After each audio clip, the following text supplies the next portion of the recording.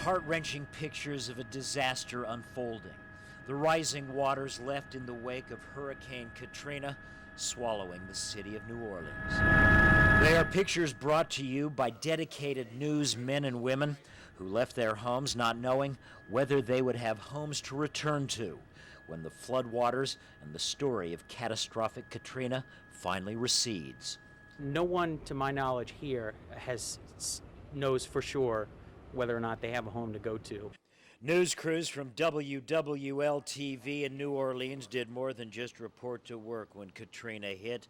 With their town in turmoil, they were forced to move their entire newscast to Baton Rouge and broadcast from Louisiana State University. But broadcast they did.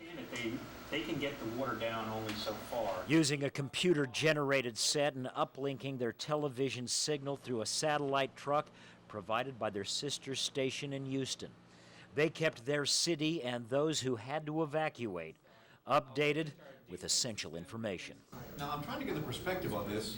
You say that's the industrial canal. Late yesterday, they returned to the Big Easy, only to be forced out again hours later, as levees that protected their city broke. As we sit here now, New Orleans water is rising and the station is abandoned, completely empty for the first time that I can ever remember. And late today, they were told they may not be allowed back to New Orleans, back to their station and back to their homes for at least a week and maybe as long as a month.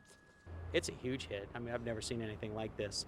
And this is certainly the first story that I've ever worked on or covered that has directly impacted me so much. And still they work, and in this, at least, they are not alone.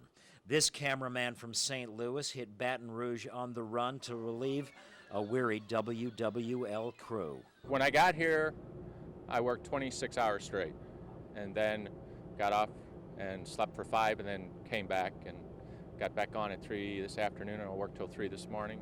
And tonight, reporters, producers, photographers, live truck operators, and more are here from other BELO stations around the country to help tell the story of Katrina and the story of the brave men and women covering this, the story of their lives.